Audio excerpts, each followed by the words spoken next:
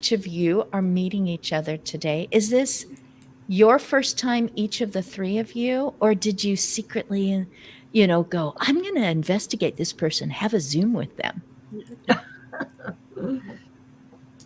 So this is the first time you're all meeting each other.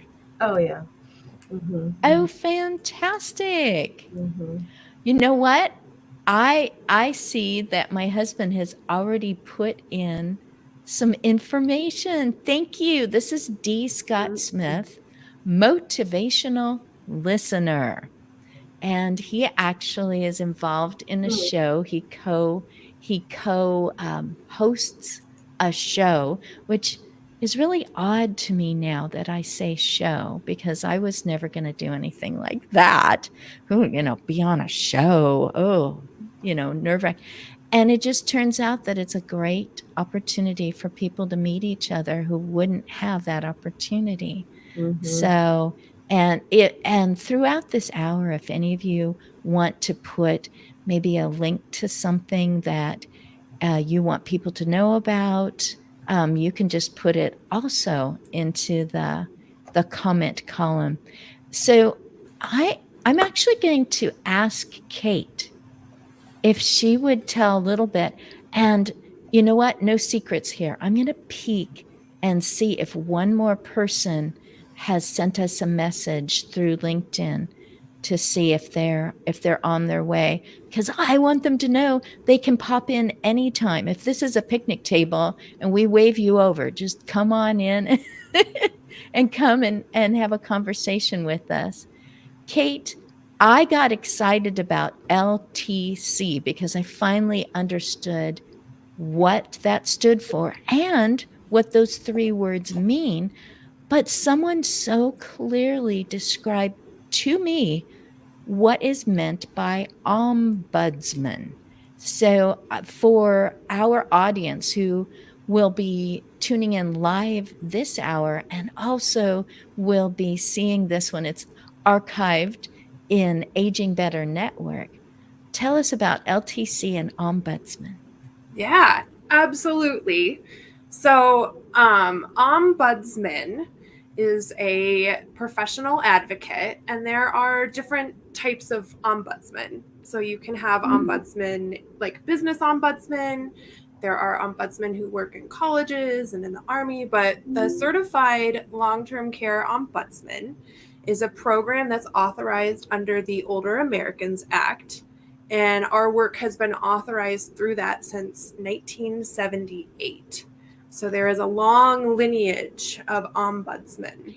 And it's a Swedish word that means voice of the people. And so our role is really unique in that we go into skilled nursing communities and assisted livings, and we advocate for the expressed needs and desires of residents. So we don't go in through the lens of safety. We don't go in through the lens of risk management. We go in through the lens of the federally granted resident rights from the 1987 Nursing Home Reform Act. And so we take those additional federally granted rights, we put them on, and we look at all of the situations and we say, are you being treated with dignity and respect? Do you have a choice in activities? Are you having a fair discharge process? And so any concern or complaint that we get, we have to go out and get explicit consent from the resident. And with their consent, we advocate on their behalf. It so reminds me of what I learned about a doula, because I kept saying, well, what does a doula do? And what I understood, at least from my small research, was that they really represent the person.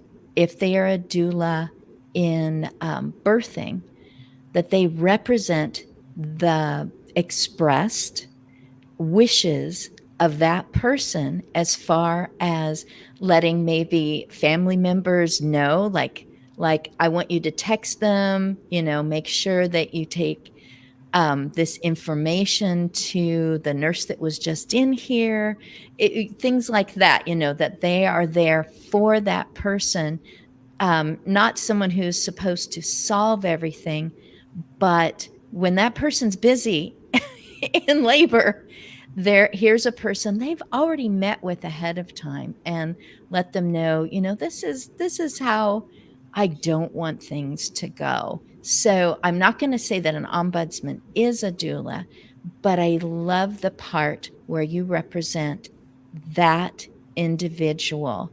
Do you need to be invited in, or do you seek these people out and let them know that you are available?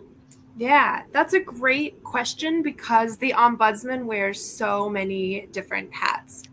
So sometimes I go in and just visit with folks, and I've built rapport over the years, and I want to know how they're doing and how their family's doing. Sometimes I get calls from concerned community members or family members or CNAs, and that might be how I meet somebody or interact with them. And then it's actually a federal regulation that residents have timely access to the ombudsman and the ombudsman's information. So our information is posted in every skilled and assisted community in my region. And I'm in Colorado. I'm about an hour north of Denver. And so sometimes folks get my information off of that poster and will reach out to me that way. Well, I immediately looked down at my screen to see if I could look out your window, and I'm like, "Oh, mountains?" You know? But oh, I've been to Colorado a couple of times, and beautiful and amazing, and I am so grateful for what you provide. And you say that you've been in this for 15 years. And did I hear correctly that long-term care ombudsmen are federally funded? Is that right? So our program is authorized through the Older Americans Act, and then every state is free to choose how they run their program. And there's different funding streams that then come in. And I actually did direct care for adults with intellectual and developmental disabilities for 12 years before stepping into the role as an ombudsman. Oh my goodness. I'm so grateful. I would love to cheer Ronki. Yay! This is a picnic table. Honestly, I mean, in the background, I pretend like those wooden slats are a picnic table. I pretend I was a third grade teacher, kindergarten teacher, preschool teacher, fourth grade teacher. For me, this is like we're waving you in, and here you are. You've come to the table, and I'm already well educated, thanks to Kate, and able to ask questions that I wasn't quite sure about. So this is a state to state sort of thing. And you're proactive. You go and seek out the families. You've made yourself known to the people who are employed at any kind of community or skilled nursing. I will just say it used to be nursing home. That was me before I even knew what caregivers were at all. I mean, even up to last decade. And I just always thought when they get to this point, you need to find a nursing home. Didn't even know there were levels, grandparents go to nursing homes if they need to, and then started to discover more and more. And I'm so grateful to be better informed because I'm aging, and I should make it easy on other people to kind of handle me and whatever my aging might be, and also to respect my dignity and my personal choices. And Kate, you just spoke in a way that if I was in one of those, I would just be going, "Oh, I hope Kate comes back again sometime." I love that you did that. Oh my goodness, Karen, you are presently unmuted, and before we went live, I said, I know the least about you.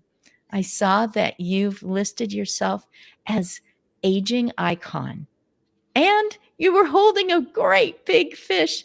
That's all I know. Likely you've not met Ronky. I know that Rebecca and Kate are just meeting you for the first time.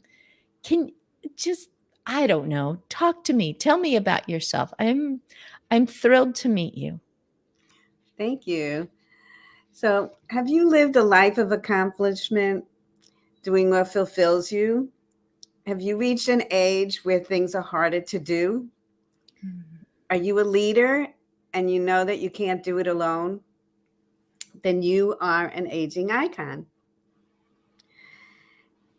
I've been at the helm of hundreds of healthcare businesses, and I've run several multi-million-dollar companies, and which include pioneering a physician-owned HMO and being very active in healthcare reform issues. So, as a patient advocate, that's the title I've used since 1976. My company, Get Health Help LLC, specializes in crafting solutions that enable aging icons to continue pursuing their passion. An example is a 98-year-old author, playwright, and poet who was suffering from fibromyalgia and thought that all her work would be forgotten. I found a way for her legacy to continue by publishing them as books, and now I'm working on having them made into films. So that is it in a nutshell. And of course, being around for this many years, there's loads of moving parts.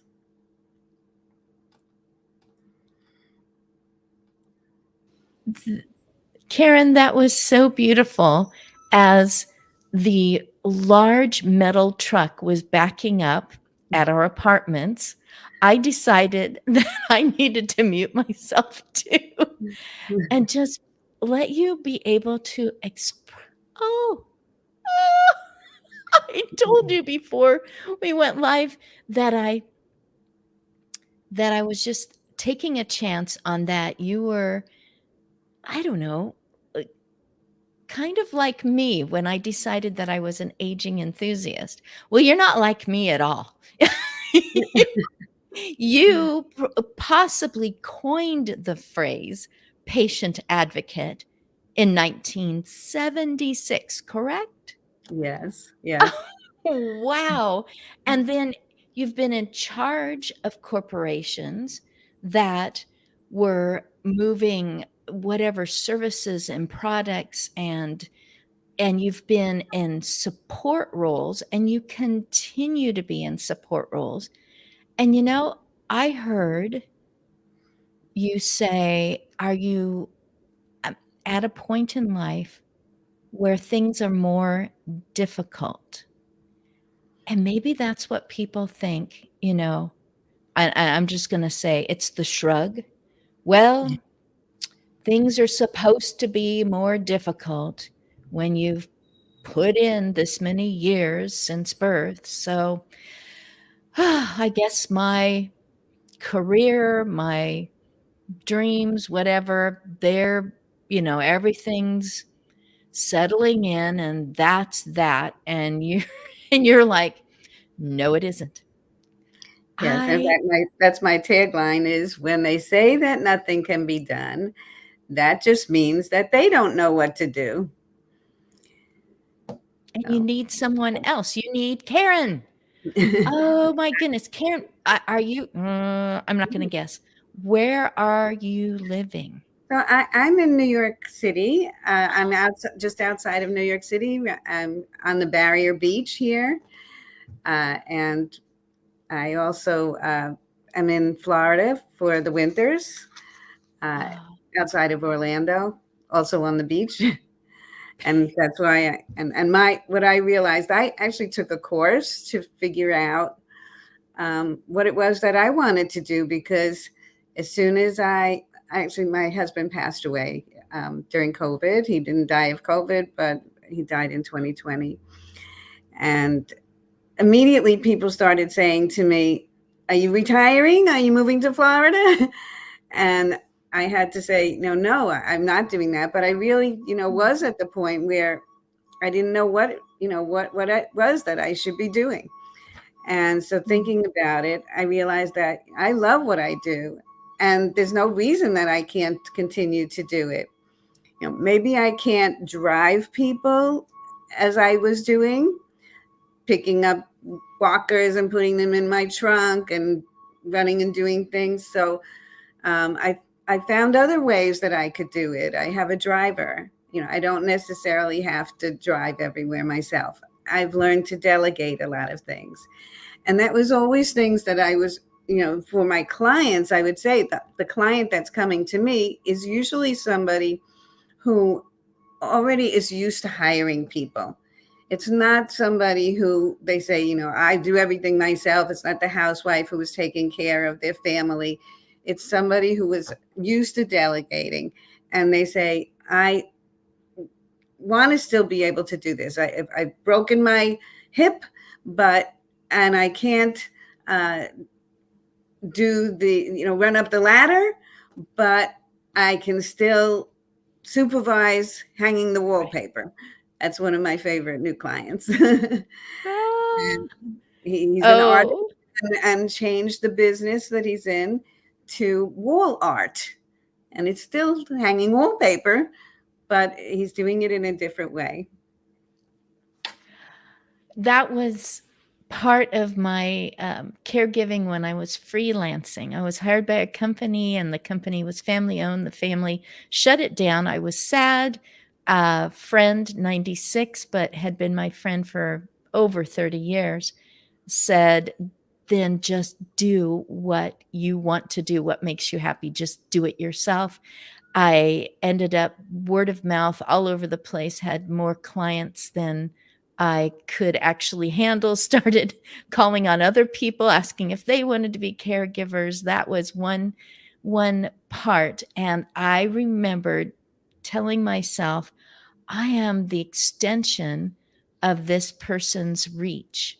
I have an eye for details that doesn't work with their eyes anymore. So if they tell me the figurine should go a few inches to the right, no, a few more inches to the left after the dusting, that's them. That's their hand and their eye continuing to do it. And yes, business people don't go, well, I'll have to do everything myself. I've got to unpack, I've got to answer every phone.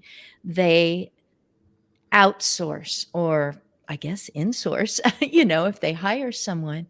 So you just brought together all of your understanding, and you're making that happen for other people. I love that. I just got to know a brand new neighbor who said basically the same thing. It was during COVID, but she became a widow in the last year or two, and said, time for a change, no more acreage. I'm going to move into this apartment building and watch what other people are doing and get to know people. And it was just an enjoyable moment at our mailboxes to meet this person and start to hear a little of what all they're dealing with and how peaceful that they feel. This is a pivotal moment to decide I'm not about the acres anymore. I'm about people and being around people. And I would love for you two to meet, but it's going to be after she's settled and decides to take a trip to New York. And then stranger things have happened. I have definitely met people here on the screen, and then I've shared sweet potato fries with them in Oregon. And I will be going to Scottsdale, Arizona, to meet face to face some of the people that so far have only been on my screen. Yeah. And I, obviously I say I can't do it alone. And I've never, never done any of this alone. I've always had a big team to support me. And right now, I was mentoring people one-on-one, but now I do all of that through an organization called Pulse Center for Patient Safety. We have several meetings. They're all free. It's a not-for-profit organization. It's not. I don't run the organization. I'm on the board, and so I do run one of the programs, which is a discussion for caregivers and patients, and many professionals attend the meeting to talk about, what all these different issues. Like every month we have a different issue, and this month we'll be talking about when do you need a patient advocate, and how do you go about selecting the right one. Rebecca and Ronki, you have already been in collaboration with each other, and that's why Rebecca's here, because Ronki was like, can I invite my friend? Yes, please.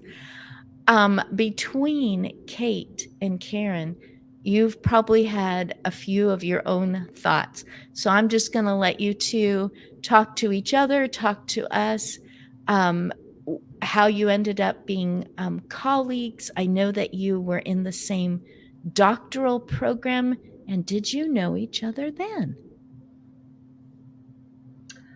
Okay, I guess I'll start. Yes, we were there at the same time. I think, I don't know if we were in the same group, or I don't really recall specifically, but the program was fantastic. And Ronki reached out to me through LinkedIn, which I really appreciated. She's very active, and just the kindest person. She's just fabulous, and I would encourage all of you to reach out to her for questions. She's very helpful. I also have some other thoughts, if you don't mind. I'm going to go ahead and add those in. You ladies were making me reflect back on why I went into long-term care. And part of the reason I did was when my grandparents, who would be well into their hundreds now, were getting older. We as a healthcare family, we're all involved in some fashion. None of us really knew what they were going through, socially, psychologically. We didn't know how to advise them on insurance, expenditures, all that sort of stuff. And so I decided that peace of mind is the best thing that you can give people who are approaching this, dealing with this, anticipating aging and what it all involves. And so I started my education on it. I became a nursing home administrator, and as Kate was talking about her role as an ombudsman, I thought back to when I was running the skilled nursing facility. Also Christina, a nursing home, right, same location. And I thought, wow, that's a really tough role. As the ombudsman, it truly is an advocate for the resident. And it's a very fine line to walk, to manage all the people in the building while still advocating for what's reasonable in terms of expectations from family members and the resident. And Kate's nodding. So yes, I truly do understand your role and how complex that really is. And I just really applaud you in your effort, your day-to-day efforts, because a lot of the residents really do not have any advocates for them. At that time, a lot of people, family is either not around, they passed away, or they maybe live across the country, friends, same situation. So in terms of day-to-day to support, it's very sparse, if at all. And so I think that's one of the times where Kate's role really comes in and helps manage the situation with a reasonable approach. And then also, Karen, your role, I think that's great. Resources are just so lacking for people. I've now gone into academia and out of running a building.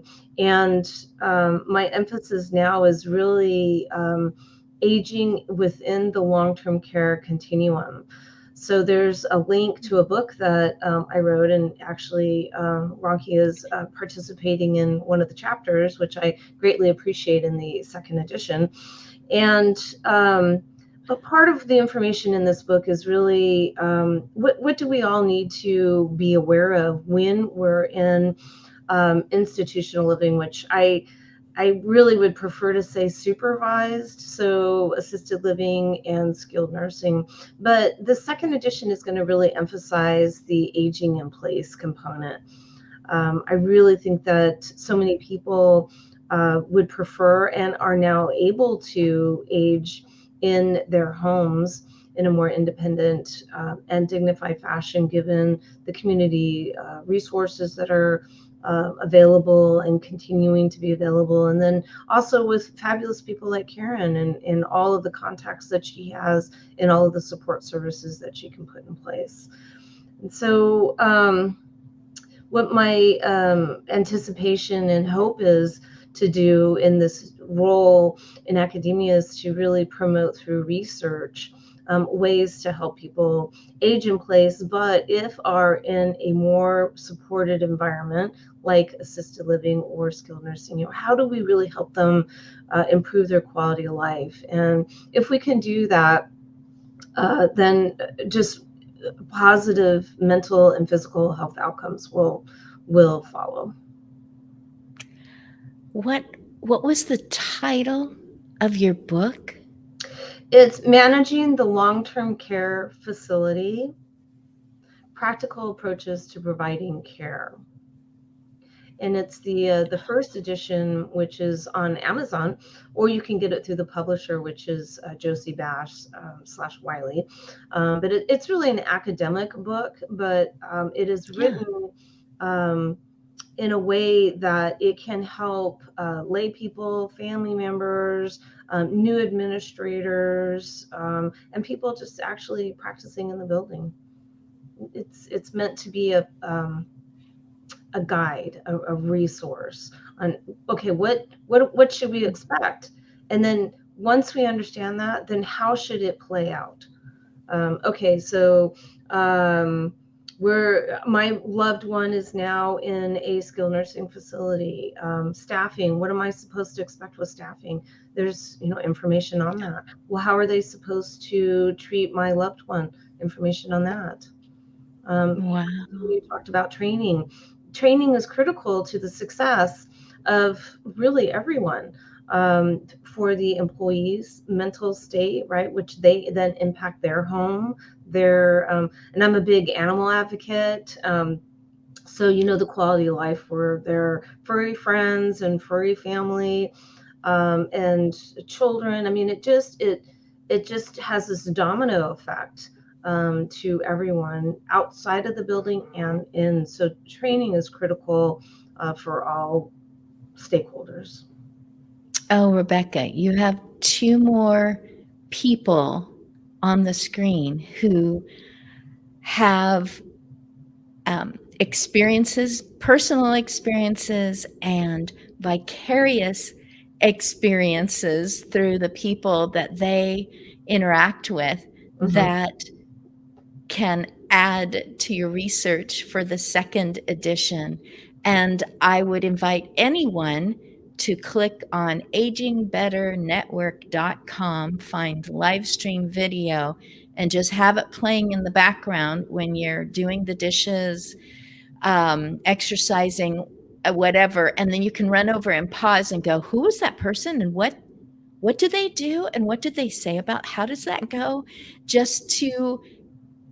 I like academic writing and reading, and just to get into your mind, hey, when it's my turn, or I say it's already my turn, as I'm living into the third of my life, to go, I was unaware of that support, Mhm.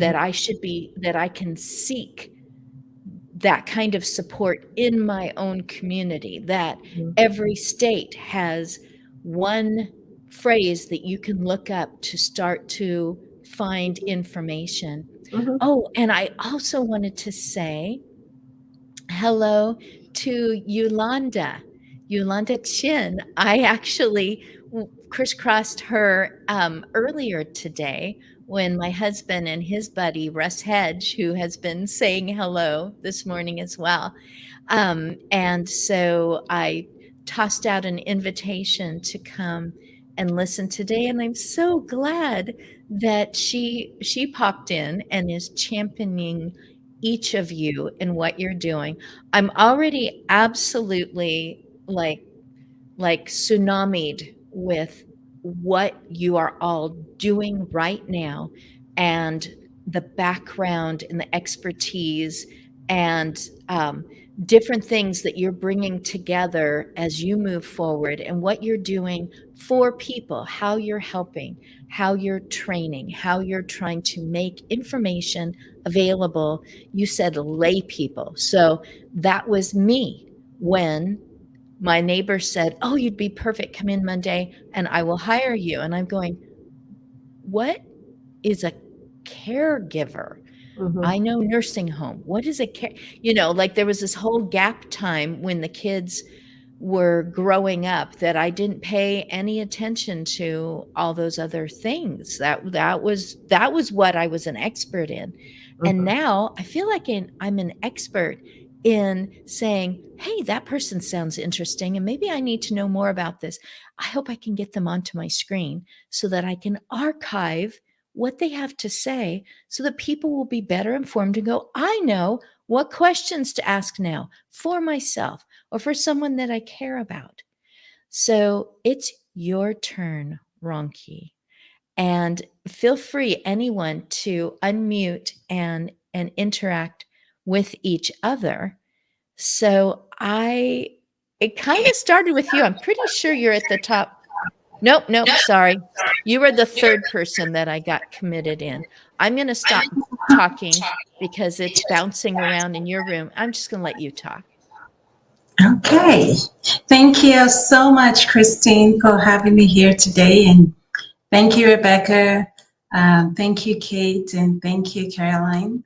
It's great to be here with you all. And it's super exciting to hear what Kate does as an ombudsman and how Catherine has taken this on a personal level and just stay committed to helping people. And of course, Rebecca lives this on a day-to-day basis. So the passion in this room this morning is very fascinating. Um, from my perspective, I started out as a caregiver when I was in college. Being a caregiver, working for older adults, Foundation for Senior Living. I worked there. I worked for a few senior living facilities when I went to college in Kentucky. That was quite fascinating, and that was a very good job being able to do that as a college student, take my book, go to someone's house and be their caregiver for half a day or a whole day, and even take them to their doctor's office. Fast forward, now that I'm into mental health, integrating physical and mental health, my passion really is in every area of healthcare that I work in or that I collaborate in. How do I bring integrated health in, right? How do we ensure that in everything we do, we're looking at the underlying causes of the physical health issue, which is mental health? So if somebody continuously have back problem, or if somebody's having dementia, how is the caregiver doing? The person we know has a physical health issue, but what's the caregiver going through? It could be a family caregiver or a caregiver that's continuously around them, maybe going through some frustrations, some overwhelm, some depression and anxiety, making sure that the caregiver is also getting the health care they need so they can truly provide the right care to the person they're caring for. And then for the actual aging adults themselves, as they're going to their doctor's offices, people really just focus on the physical health issue. right? Somebody who has cardiology, who has congestive heart failure. Everybody's just thinking about, let's go to the cardiologist, let's go to the surgeon. Nobody's thinking that some of their symptoms might also be caused by anxiety. And I can speak from a first-hand experience. I had a friend who went through that, who she does have a heart problem, but it really was a lot of what she was going through on a day-to-day basis was anxiety symptoms.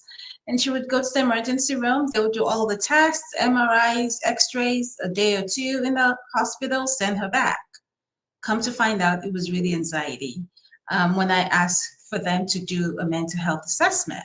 So I would say a lot of times as we're taking care of the older adults, it's coming in and saying, are we looking at the underlying mental health issues? Is there a comorbidity here that we need to be addressing? Because when we address that, then we can improve their care. We can lower the cost of care in the long run. We can ensure they get better care and services. We can ensure there's better outcomes, right? The quality of life, the quality of care ends up going up.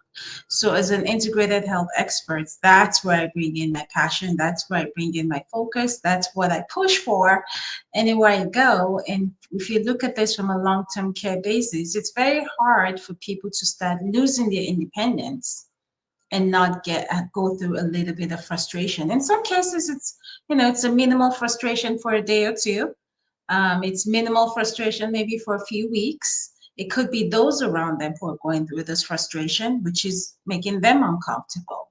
As children, I guess all of us have been children at one point. It's hard to see our older adults go through that, our parents go through that. So in some cases we have to take care of those around so it doesn't impact the older adults themselves. And in some cases we have to focus on the older adults so it doesn't affect those around them. And that's where integrated health comes in. You're looking at everything impacting that individual from a social perspective, from a healthcare perspective, from a mental health perspective, financial perspective, all perspectives, and to ensure that the care they're getting really brings out the best outcome. So as I go around doing what we do in my company, we really focus on that integrated health aspect.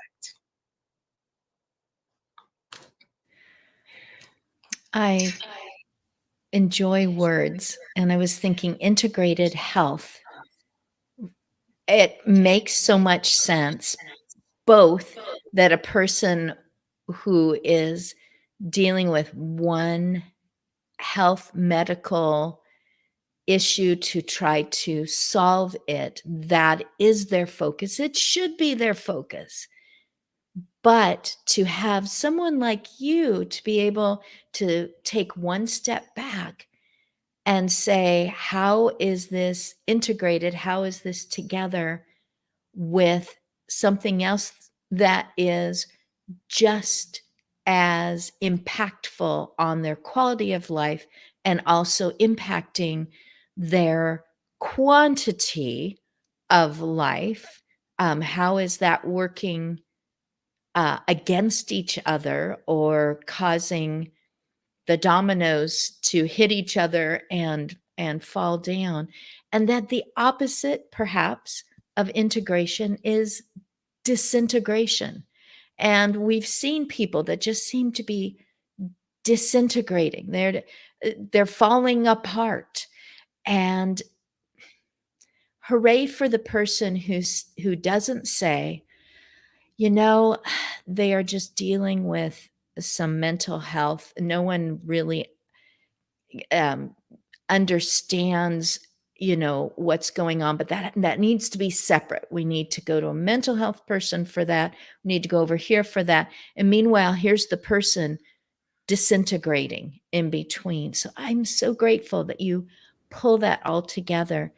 Ronki, could you just talk a little bit more about comorbidity? The first time I ever heard that was from Elizabeth Miller. There are many Elizabeth Millers, but she has Happy Healthy Caregiver, and she talks about comorbidity when she speaks about the years with her parents. She also has a brother that requires living assistance. Could you just tell more about comorbidity or maybe some examples of that? Yeah, thank you. So when we talk about comorbidity, we're really focusing on individuals who have more than one type of disease, chronic disease, that requires intense disease management, case management, or external help in order for them to really be okay. It's different from somebody who has, excuse me, who has a migraine and has a stomach ache. That's different. Comorbidity is really chronic disease when you have more than one of that. A lot of times it requires external help. It could be a lot of health plans do this in form of population health management, where somebody would reach out to you, provide you with resources and information about the disease, try to hold your hands and do some care coordination or case management for you. For some Medicare Advantage plans, they'll send someone to your house to do an assessment or do an assessment over the phone. But when you have comorbidity, the intensity of managing that is really high. So a good example of a comorbidity would be somebody who have depression and diabetes, for example. There's a high correlation between those two, right? Somebody who has diabetes and has depression, the level of their sugar level can affect their mood level. And a lot of people don't know this. So if they have high blood sugar, it could make them hyper or it could make them have a very low mood, depending on the type of depression they have, because there's different types of depressions, there's different levels of depression, and depending on the type of diabetes they have. So making sure that you manage those simultaneously would ensure that the person's quality of life and quality of care is positive. They have positive outcomes. If you only focus on the diabetes and you ignore the depression, the person will continuously go to the doctor's office or in some cases emergency room. If you have somebody who has COPD and who has anxiety, chronic anxiety, for example, you may have some intense issues if you don't address both simultaneously. And a lot of times, this is where integrated health comes in because people only focus on one, right? And as patients also focus and tend to reach out to the doctor they feel the most comfortable with, right? A lot of times it's the primary care doctor. In most cases, it is. In some cases, it could be the cardiologist or it could be the OBGYN, which could be a primary care doctor too. Or in some cases, it could be the oncologist. The doctor they see the most because of what they're going through is the one they tend to defer to. So how does that doctor bring in integrated health, right? How does the doctor just refer them for depression screening, or do they do that in-house? When the patient comes in and completes their typical intake form or their assessment form when they check in, does the doctor look at that before they go into the office? And if they do, is the doctor comfortable enough prescribing or referring them to go see a therapist? There are different types of comorbidities that people really don't put a lot of attention to. Muscular degeneration, for example, is a disease that is mostly known with adults, but a typical adult losing their sight is going to have a lot of anxiety and in some cases depression. And I have spoken to a few ophthalmologists. They really don't see a correlation. I spoke to a few of them and they're like, what are you talking about? Stress doesn't increase this, anxiety doesn't, depression doesn't. I'm like, you obviously are not losing your sight. Or you don't know somebody on a personal level losing their sight. It's all professional because if you do, losing your sight at any age is one of the most scariest thing anybody can go through, being told that you end up losing your vision. So when patients come in, these doctors should be looking at how is this impacting their mental health? Is the anxiety causing them to have insomnia, which will impact their vision, which would cause them to have blurry vision. I have an eye condition, and when I was doing my PhD, I constantly had blurry vision because of stress. Being in front of the computer 18, 20 hours a day. And when I go to my doctor and I'm complaining that, the stress is affecting my vision, they're like, there's no correlation. There's no research to support that. I'm like, okay. When I'm not in school, my vision is better.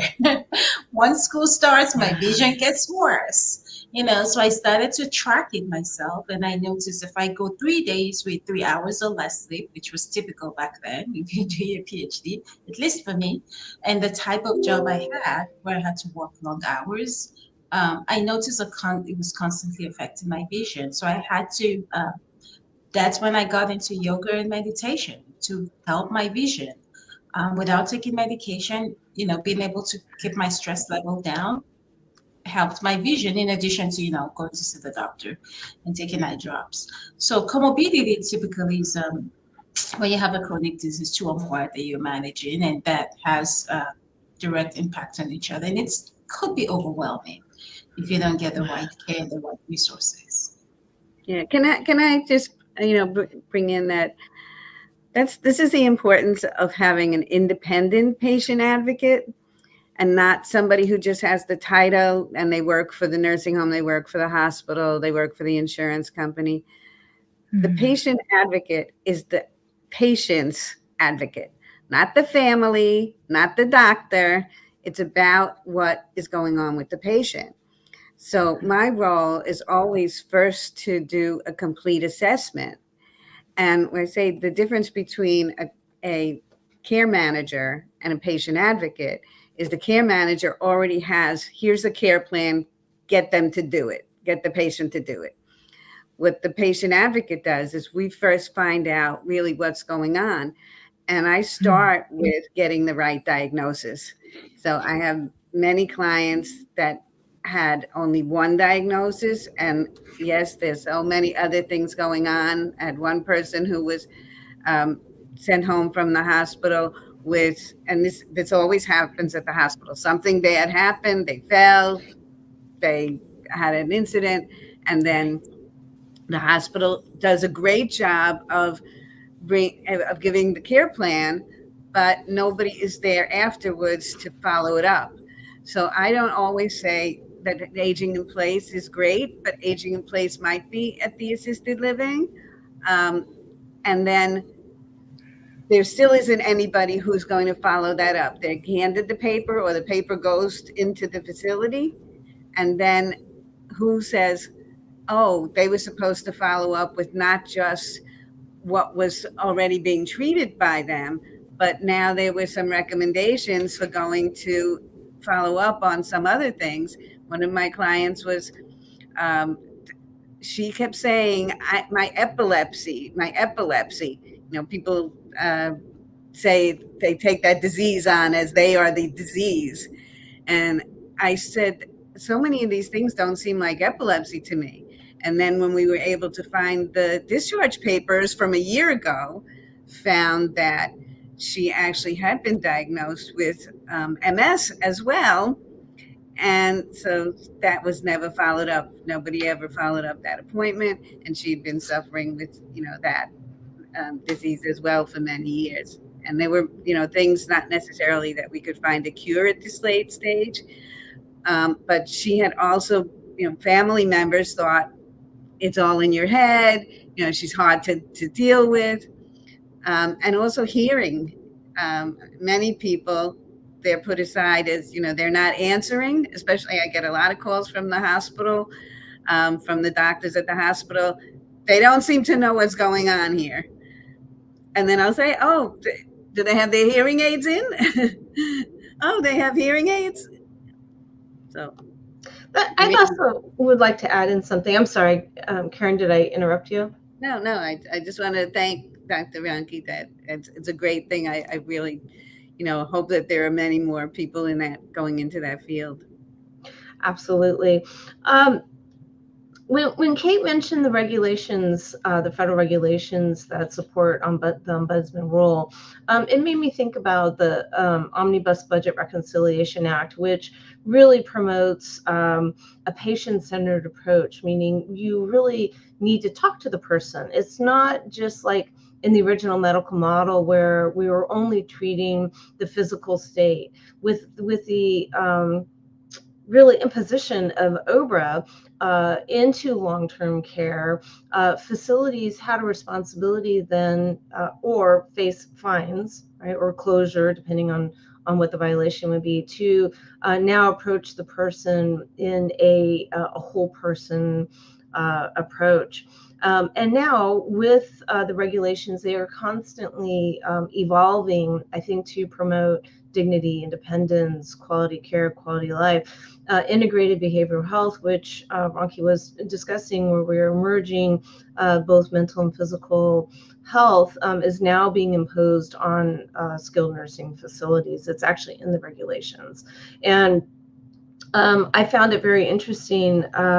A few years ago, we were collaborating with a local skilled nursing facility, and I talked to the administrator and said, "Hey, you will be cutting edge. Let's start the integrated behavioral health." And this is before it was actually regulation mandated. And he's like, "I don't even know. That's not important. No, we don't have time. We're too busy. What difference is that going to make? Blah blah. It just sounds like more work." And in reality, it is getting more to the gist of treating the whole person, which, as Ronki had mentioned, the mental state will impact the physical state and vice versa. Oh, I just want to jump in because I'm so energized by this conversation. So I just wanted to mention a few things that are happening, like at that bird's eye top level view in terms of reconsidering rules and regs. So the Institute of Medicine, which was the body that Congress solicited to give feedback, which then led to the 1987 Nursing Home Reform Act, has become the National Academy of, it's NASM, Science, Medicine, and Engineering.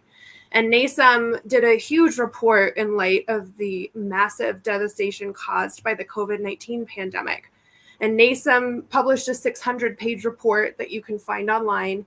And they went through, and central to one of the recommendations that NASM put out, there was 6 recommendations, was the integration of person-centered planning. So really that dissolution of the medical model of care, that decentralization of power that you see in nursing homes, where you have the nursing home administrator and then the charge nurse and director of nursing managing care, and the empowerment of residents really stepping into those roles. So a couple of things. There's a Moving Forward Coalition. They have taken several of the NASM goals and are starting to formulate action plans to put those goals into action.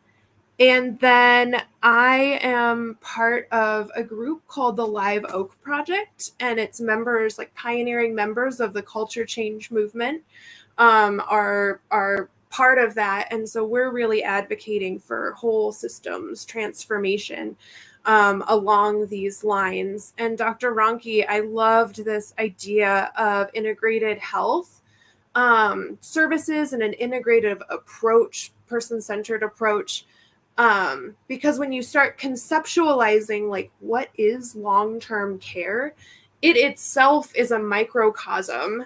And the unfortunate part of this microcosm, I always conceptualize it as a community within our greater community, is that it is infused with many, many issues that we're talking about here that manifest in terms of improper diagnoses, patients needing advocates like Karen or myself, or even that book, your book that you've published, Rebecca, to help them navigate this incredibly difficult bureaucratic system that is also incredibly disempowering.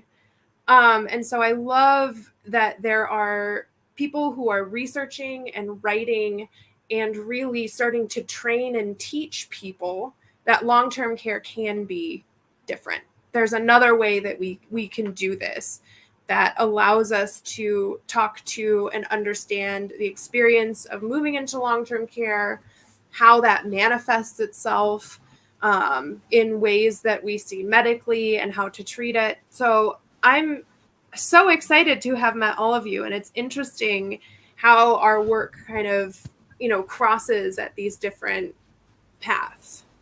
Oh, yay, everyone. I mean, it's like we're at the end of the hour, and it's like, oh my goodness, this now the wheels are really turning. Angie Gray asked if you could please post a link to that paper. And this is new to me. NASM, what was the acronym? It's the National Academy of Science, Engineering, and Mathematics, I believe. But I will find the paper and I will see if I can post a link to it. Fantastic. And if nothing else, when I personally post this out and thank people like Paul Falkowski. Okay, so Paul and Angie and Steve Berger. Hi, Steve Berger. That's okay. You're going to watch this in replay. I know you are, because he is always putting together information for people, individuals, a hub of resources you mean there's something that helps us with whatever it is, just name it, that has to do with aging or challenges or medical, I am so grateful. So all of these people have been on other episodes and can be found on agingbetternetwork.com under live stream video. They are all bringing in their own they're just people that I just want in the room with me when I'm like, okay, I have just hit a challenge. I don't know how to handle this bureaucracy. I don't know where to go for this. Is going to be my word this week, is advocate or advocacy. It's like, this person is here for me. They are blocking for me. They are placing things within my reach, and they're listening to me, and they're seeing more than a person who's focused on their, yay for people who really do what they do very, very well. But they can't do it all. We can't do it all as a patient, as a resident, as a person who is pivoting in life because of our aging, or now solo aging. So hooray for advocacy. And we have wonderful people right here with they have business backgrounds, academic backgrounds. And Ronki, you are so far ahead of me. You were already caregiving years ago, before I really even knew what that was. I am so grateful for today. This is our finish up moment. I'm just going to let you know that you cannot read this card, but my husband said, hey, you love conferences and you have such amazing people. So I'm literally putting together an in-person event in 2 months right here in Independence, Oregon. And you can find out about it under convergence-experience.com. And I have a book that's now paper.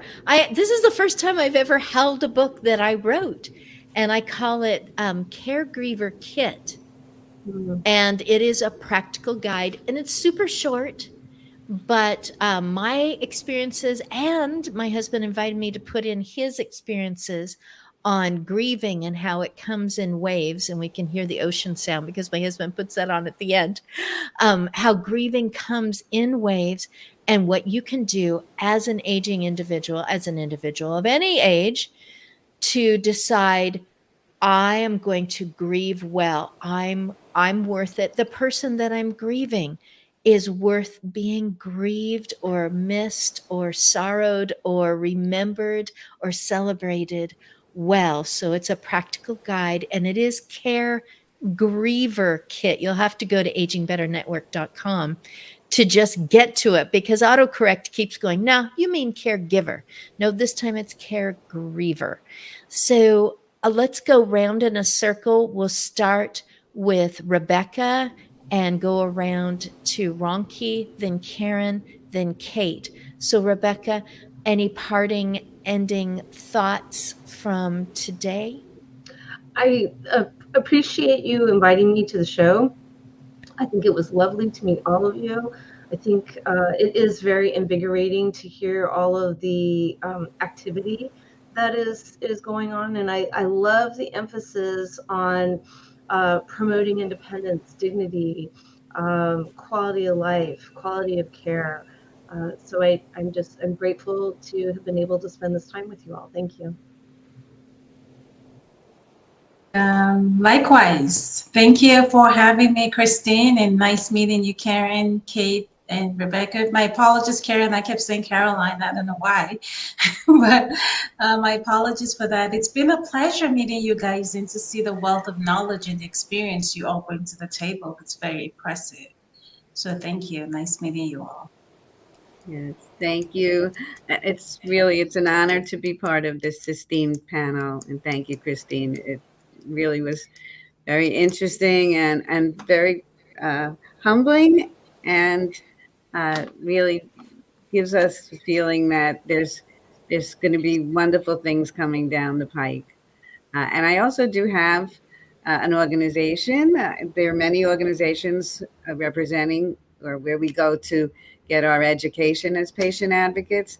One of them is called Health Advocate X, and that is located in Washington State. So I may not be able to get over there, but I definitely would recommend and hook you up with those people there.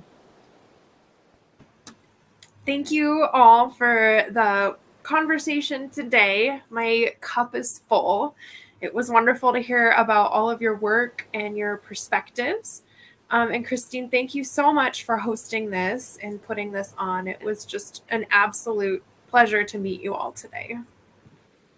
Oh, if my guests can go out of an hour like this and feel like, wow, I'm supported. I'm not alone. I've got another wingman, wingwoman to fall back on, or to be able to have an interchange on. Thank you for your candid information, your well thought out information, your links, and just have a wonderful Wednesday, you wonderful people. Bye-bye. Bye. Bye. Thank you. I appreciate each one of you.